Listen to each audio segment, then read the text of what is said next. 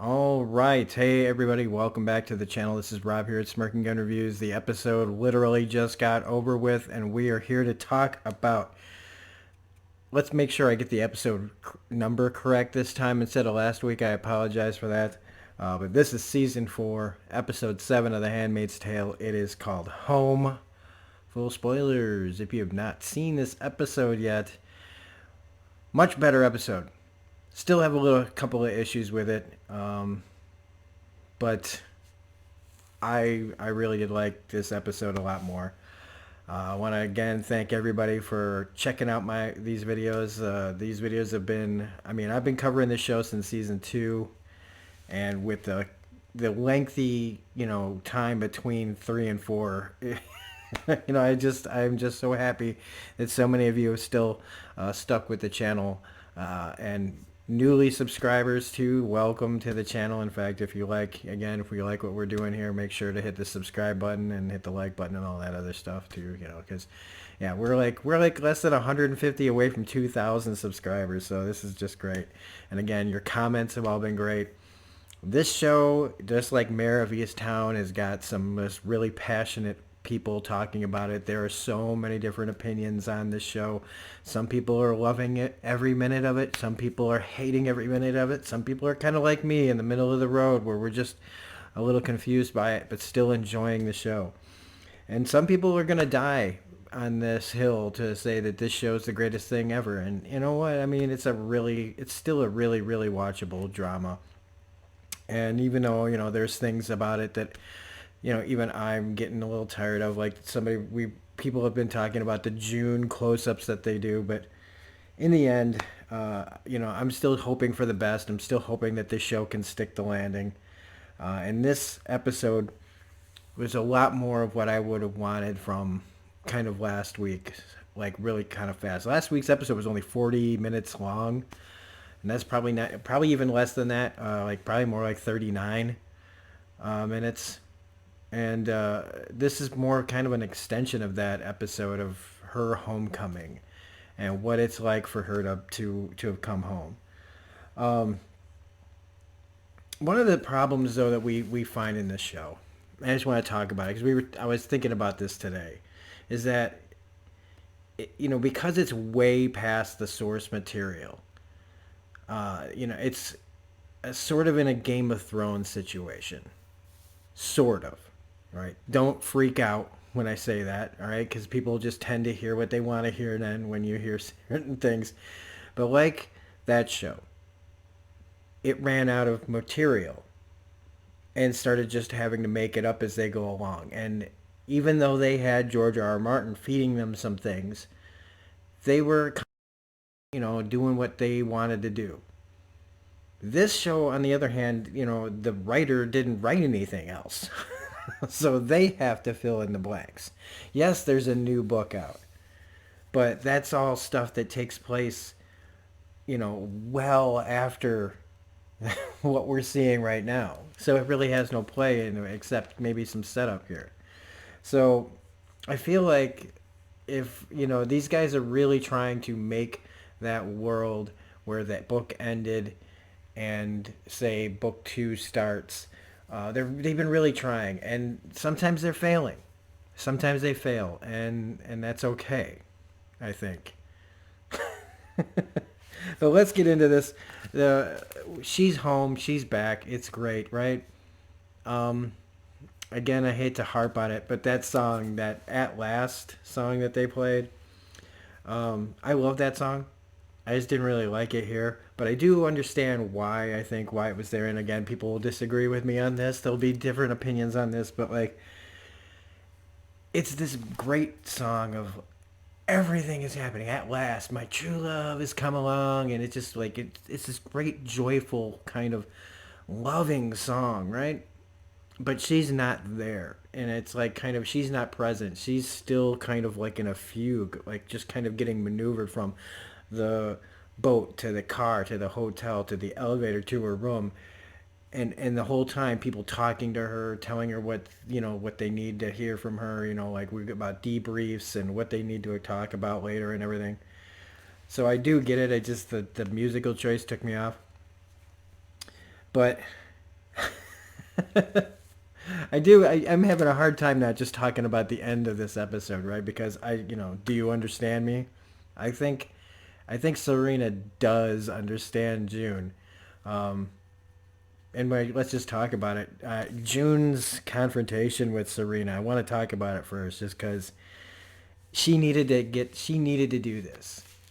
She needed to, after hearing that Serena is able to have, is having a kid after all of what they did to her and to all the other handmaids.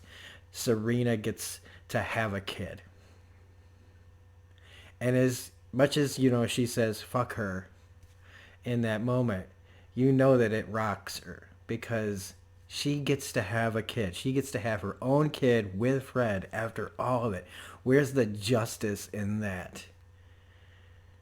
And they even, there's that, after that there's that try to be intimate with Luke scene, and it just doesn't work out, and where she's sitting there, she's been having, flashbacks of all the trauma, and a lot of it focused on Serena's abuse in those flashes, and how when she calls, Mark to take her to oversee Serena, right? And again, like when Rita went to see Serena, and Serena's just putting on all that show for her, you know, the kind face that sometimes Serena would let slip, but June's an old hat with this.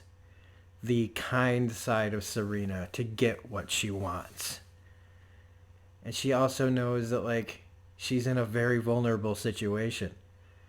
So she can't, if June's going to come and see her, she can't be combative. She has to be the person that she has to put on the act. But a part of it is not an act. For Serena, she's so, like, we talk about this so much, how fucking delusional she is, and how narcissistic she is, and how much of a master manipulator she is, that she's sitting there, I'm, sitting there, like, to apologize, right? To apologize to you, you know, to make amends. I want to make amends to you. And, I mean, she really gives it to her. She needed to get this out, That speech is great. It gives the audience a great big, fuck you, Serena, that we've been wanting for a really long time. It really does. It finally gives us a chance to scream at Serena's face that we've been wanting to do. It's a great moment for June, and it's a great moment for the audience. Telling her that you don't deserve to make amends. No one is less worthy of redemption than you.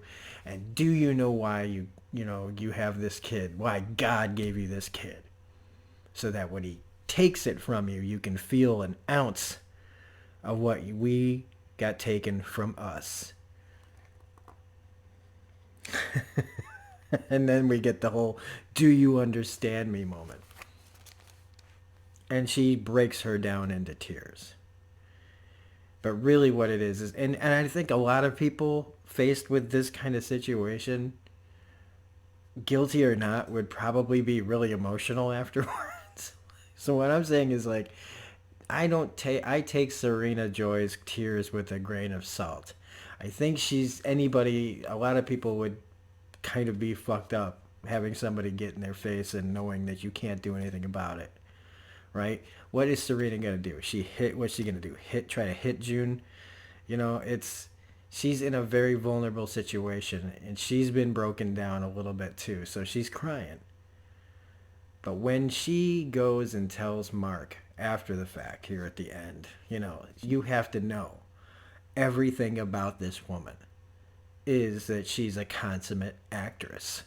And if you feel yourself getting sucked in, you need to run. Because, as she says, that she will do anything to feel okay. She will do anything to get what she wants. And that's when we see her go to Fred, and tell him finally it's time to make a deal. She finally realizes they're really in big trouble. Now, the only thing that I have a problem with the scene that she has with Serena and really getting in her face and making us feel good for a second means that I'm always waiting for the other shoe to drop. Which means that they usually, like a lot of things these days like to mess with our expectations. Now, sometimes they do that and it's good. But when this show does it, it's usually bad. And maybe that's just the show that's trained me to always watch out for the bad guys. And especially again, not to mention Game of Thrones on purpose again, but like that show was great at killing your dreams and your hopes and anything good that you thought was going to happen. So, as much as it seems like a slam dunk to kill, to do something bad to Serena and Fred, don't count them out because I think the writers will really love to fuck with us. So I'm a little wary of how that scene's going to play out to our actual expectations. How we're like this is just the first step in sticking it to them. Usually means that we're gonna get punched in the gut again. So, and we can't forget the whole scene where after she comes home, she's feeling very good, and she takes Luke. Right? At first, it's nice, and he's like, okay, all right, something's happening here. But then she takes complete control, and he's starting to say no. Hey, but in her state of mind, and the fact that he doesn't want to do anything that'll upset her even further. He just kind of lets he lets her do what she needs to do. And I mean, she takes him. And I don't know how I feel about that scene. I mean, we at that after that scene we get this scene where she's, laying things out to them. But now we have to go back.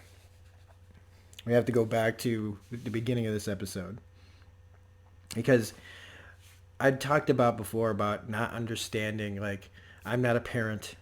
So the whole thing with having to keep going, make sure to get Hannah before she left Gilead was something that I was like, okay, I get it, I guess. But in this episode, I finally get it.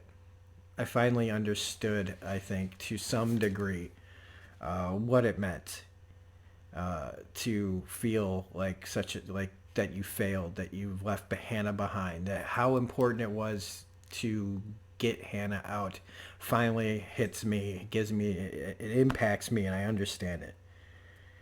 I also understand we get to see you know being out being out of Gilead. We've gotten what we wanted, right? We've been watching this for over 3 years, 3 seasons, I should say, more in years, and she's finally out.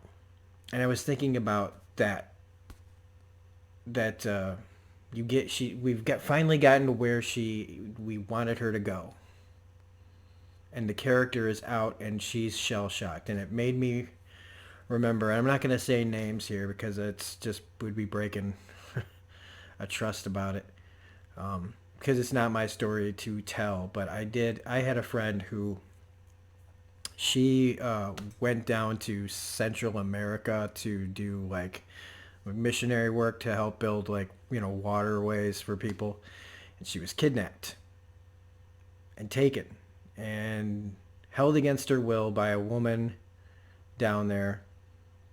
And I assume more than just a woman. And it wasn't just her. It was a couple of people that were held. They eventually got out. And she got back up here and was in really bad shape. She was back in the normal world. And she wasn't even, like, the fact that she was taken, she wasn't gone for long. It was a few months. Long enough. And this was only a few months. And how it rocked her world so bad, and to top it all off, somebody that she trusted took advantage of her in this really delicate situation. And it just made me think of that when I was thinking about June's situation, that you know, she's been in there for years. So compound that trauma to what my friend went through, and how fucking bizarre it would be to just be in some place, in a hotel, in a bed, taking a shower, room service, somebody trying to, make things nice. And all when she talks later on about, do we deserve this? Thinking about, you know, never feeling safe, and suddenly you're safe, but you don't feel safe. And how could you? How do you return to what you had when you dreamt about it for so long, and all the things that thinking about all the things that you had to do to get here, to survive, and to get to this moment. And now that you're here, you also, not only are you shell shocked from just being here, but then you start to think about all the things that you did to get here, which would cause guilt, which again they bring up at the dinner. We did what we had to survive. And so I really like what they did here with how they represented that. I think Moss's was really great in these scenes. And like when I said I understood the thing about Hannah, I didn't understand it until she was talking about it to Luke. And talking about Hannah and describing her and catching him up on what she looks like and thinking about that. Talking about her like she's just maybe in the next room, but really she's another world away with these people that have taken her. And having to talk about your daughter or your child like that, knowing that they're, for all intents and purposes, lost from forever from you, but not dead. And having to hear that secondhand, and then just watching the interaction on Luke, like watching Luke's reaction on his face and her telling him just straight out, how she feels about herself as a mother, failing her. And I finally got it. I finally understood it, at least as much as I can. That loss. And it really worked for me. And so, we had like all these great moments in this episode with the reuniting with Nicole, seeing Emily again, seeing Rita again, reuniting with Rita in that emotional moment was really good. These were earned moments. And not every time has this show done it like that. And a lot of shows fail at those kind of things, but these were some really earned moments, things that actually felt more impactful than last episode. Like when she got back and everything and saw Luke for the first time. That kind of fell flat a little bit because of everything else.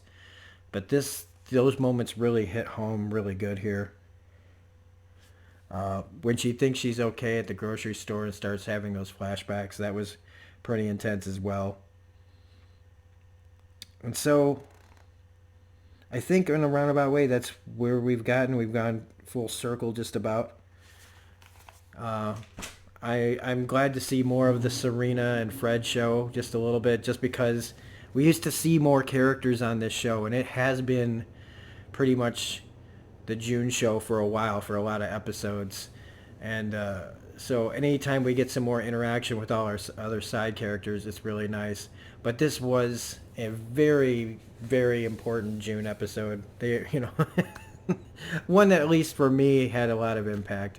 So that's episode 7, Home. I have not watched the trailer for next week. But and I'm not sure how many episodes there are going to be, if there's going to be 10 or 13, but looking forward to talking about episode 8 next week. So if you liked this review, please hit the like button, comment, share, subscribe, hit the bell for all notifications. Otherwise, we'll be back next week. Thanks for watching. Be good to each other, and we will talk next week.